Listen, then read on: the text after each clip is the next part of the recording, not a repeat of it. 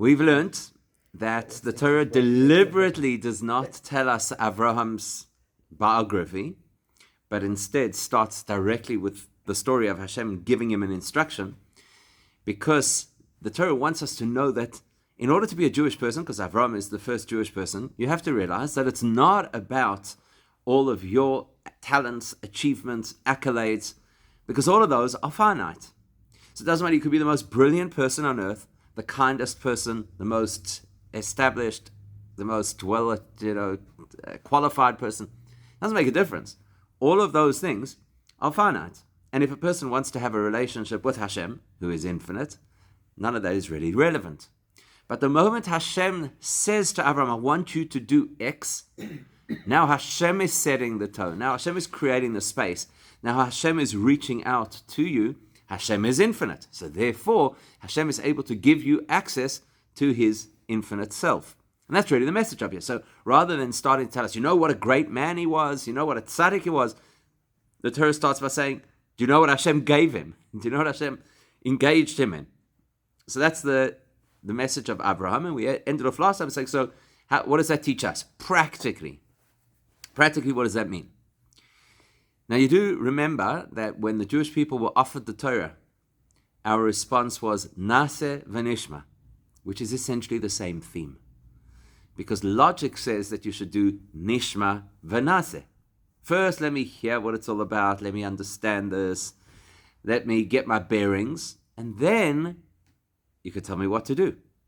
Whereas when the Jews stood at Mount Sinai, they said, first we'll commit ourselves to do, and then afterwards you could fill us in on the details. It's a similar kind of theme.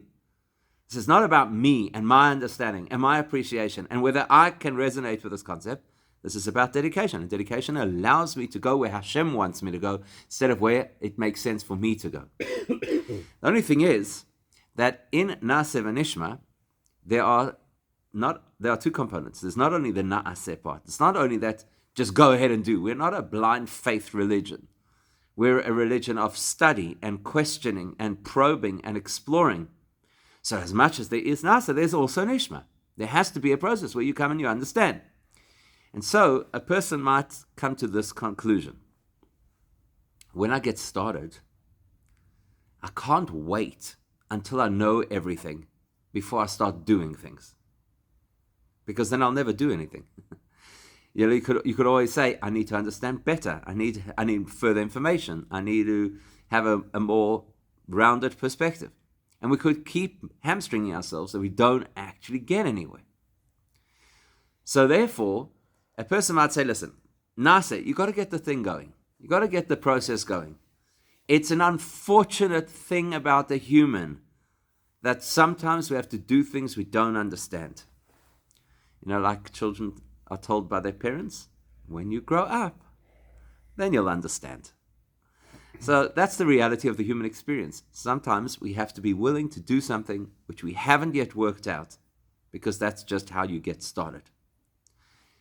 But you might come to the conclusion that a child, as innocent and beautiful as a child is immature. And in the same way, you might say that if I'm just going to do things in my Judaism without understanding them, that is my immature state of Judaism. One day when I become a great scholar and I really understand what all of these things are about, then I'll be doing Judaism properly. So that's the way people could think about it. And I think many people feel this way. And maybe that's part of the reason why there are in the Jewish community people who believe that there's some kind of a hierarchy where we are the people with knowledge and we have the rights to feel elite or to look down on people who have less knowledge, even though you're doing what Judaism says. But you know what? You're living such a superficial version of Judaism. We're the guys who are getting it right. We're the chachomim. We're the custodians of information. We're the repository of real depth. So you can become a little bit arrogant like that. You are still at the Naaseh stage where you're just doing what you're supposed to. We're already at the Nishma stage where we've become masters of knowledge. And when people become, in their own estimation, when they become masters of knowledge, then they start telling you how much they know, and they can tell you exactly how they know it, and they can quote chapter and verse, or more correctly, they can quote the daf and what part of the daf it's from. Because people believe that the more my experience is enriched, the greater my relationship is with Hashem. And that's not accurate. So this is what the story of Avraham is teaching us. It's not just that Naseh v'nishma, you've got to start off somewhere and then eventually fill in the gaps and deepen your understanding. Of course you have to deepen your understanding. But at no point should your experience, your understanding of Judaism, your passion as a result of that understanding be the barometer of how close you are to Hashem. And this might be one of the most revolutionary concepts in Judaism, because it's just so logical to think the rabbis are the experts. I had this the other day. Somebody said to me, please can you daven on my behalf? This person is not well. So they're saying, please could you daven on my behalf? I was like, you could also daven on your behalf. So the person said, yes, but you have a closer connection. That's nonsense. There's no such thing as you have a closer connection. It is possible that a person could behave in a very bad way and create a barrier between themselves and Hashem. That's possible. But just because somebody knows less than somebody else does not mean they have less of a connection. That's nonsense. We have to expunge that thinking from the Jewish psyche. And yet this person, and even when I said it to them, I said, that's not true. They said, but you for sure have, and they kept pushing back on it, like you for sure have this connection. A connection with Hashem is not something that a human can create, because a human, no matter how brilliant, how much you respect them, no matter how qualified they are, is still finite. And the objective is that you've got to have a relationship with infinite. In order to have a relationship with infinite, Hashem has to create the environment. Hashem has to craft the rules of engagement. So if Hashem says, every one of you, b'chol koreinu elav, anytime you call out to me, I will respond to you, that means every person has access. And nobody should claim to be the elite squad that has, some kind of special attention or special nonsense. So that's our lesson that we learn from Avraham, is that our Judaism should not feel like it is more or less profound based on how much we know or experience. We have to realize that our Judaism is on Hashem's terms. And if Hashem says, I'm here, I'm available, I'm accessible, do these things, then you have absolute access through those things, namely Torah and mitzvahs. Now this has two practical applications.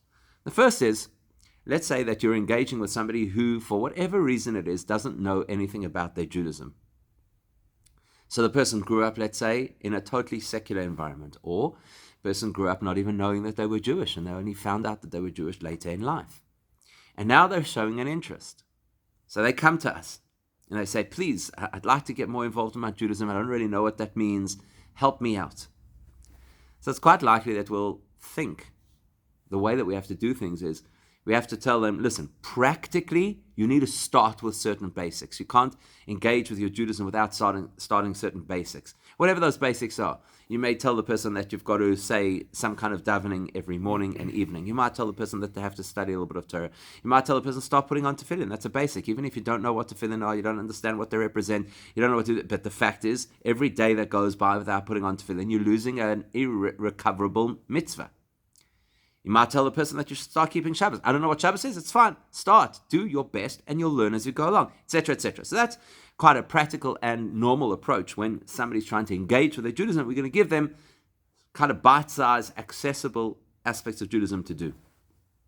But we could very well think to ourselves, they're not really in the game until they start building their knowledge.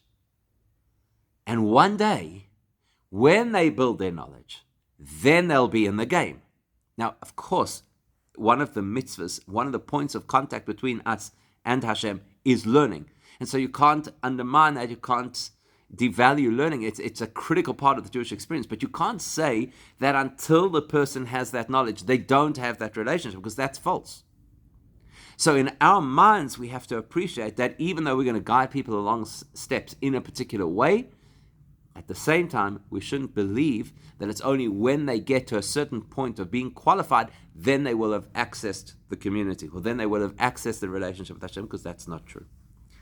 But even more profound than that is what we do in our own lives. And here's where things get just a little bit more tricky. In the same way as a person is immature as a child and then mature as an adult, and naturally when a person is a mature adult, we hope they'll no longer behave like an immature child, right? We hope it's not necessarily the case. And far too often, people are successful at retaining their childishness even as adults. But in the same way, you expect that when a person is going to progress in their Judaism, you expect them to lose some of their immaturity, some of their childishness in their Judaism. What does that mean? So let's think about this for a second. What is part of the childishness of a child? Part of the childishness of a child is when you tell a child to do something, they very often just do it without questioning. That's the sign that a child is starting to mature, is when they start to challenge you. So you look at a little kid, and you tell the little kid, this is what you have to do. They do it. In the same way, in the early experience of a person's Judaism, that's exactly how we are.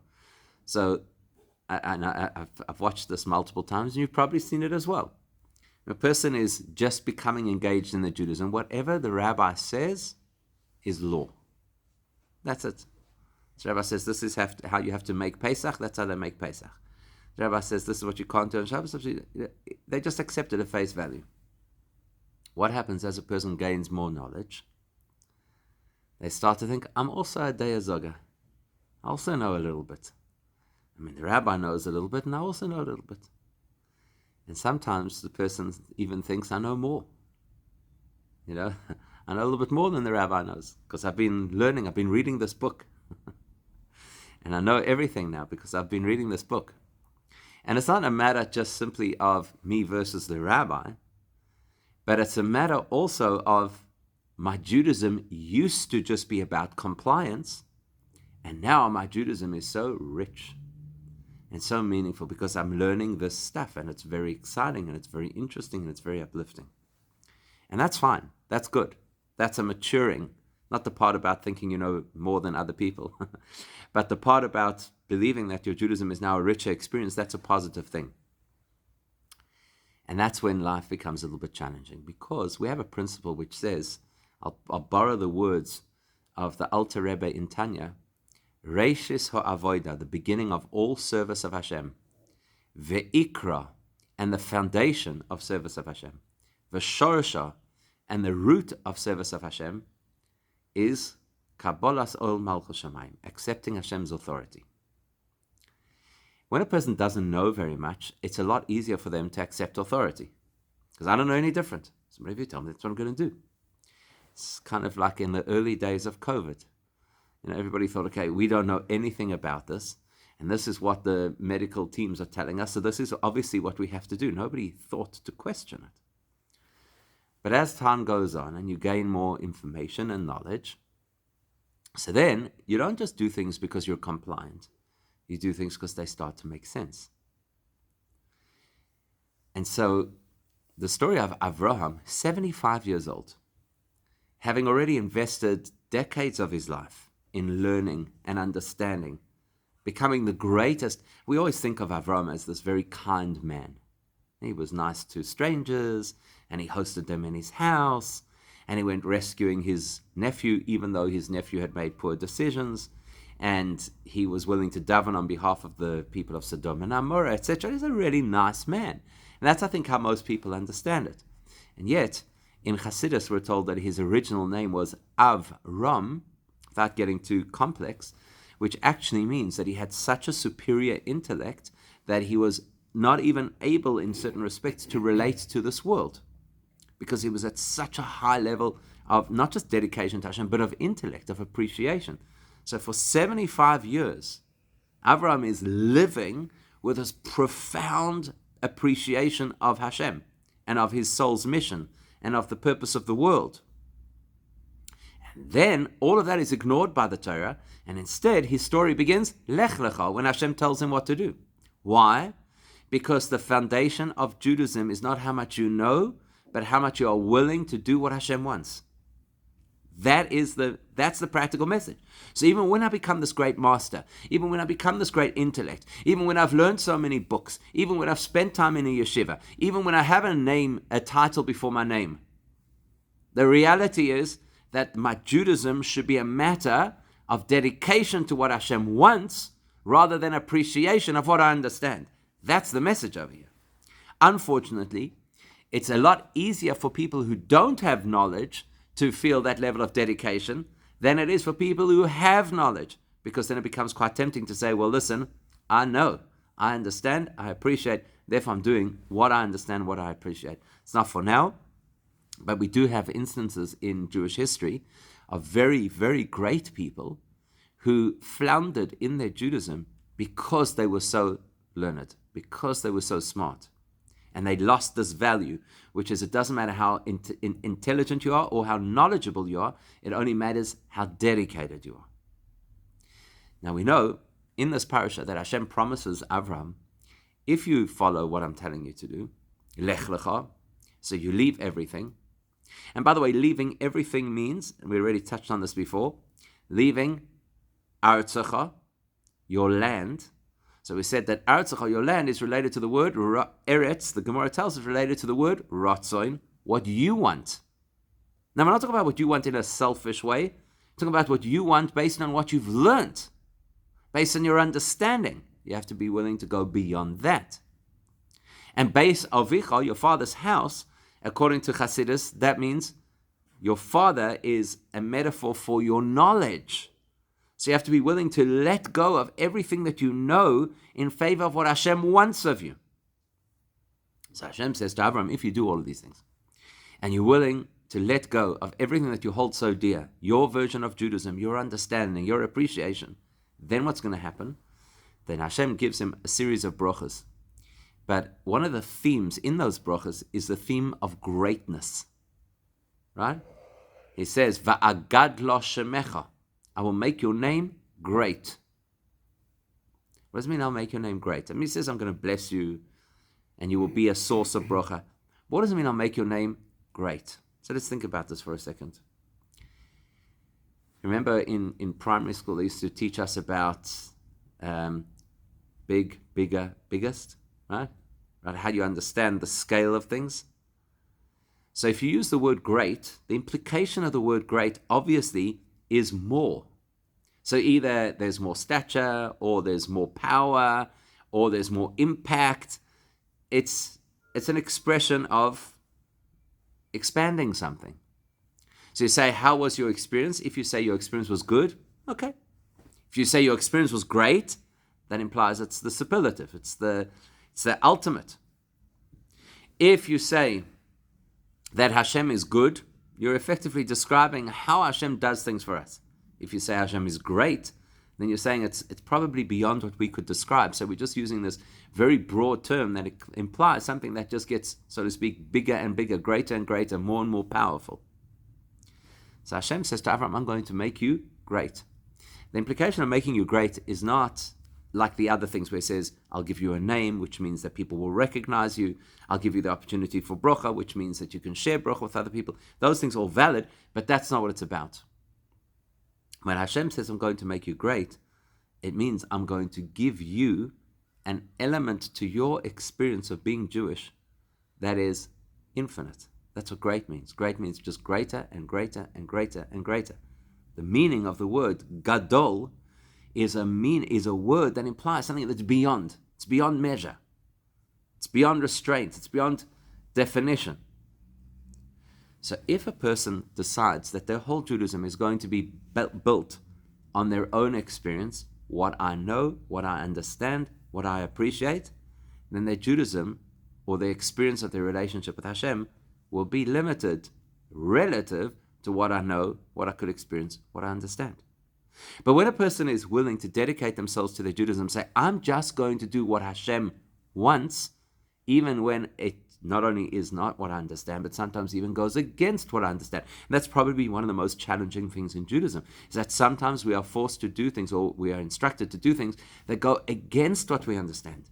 They don't sit comfortably with us. So we're doing them out of dedication. So Hashem says, now you've kind of broken the barriers of yourself. Your experience, your life is now not limited just to who you are, how you operate, what you understand. You've broken those barriers. Now you have the opportunity to be great, to be unlimited. And that's exactly the point. The point is that to be Jewish and to follow Torah and mitzvahs is not about personal growth.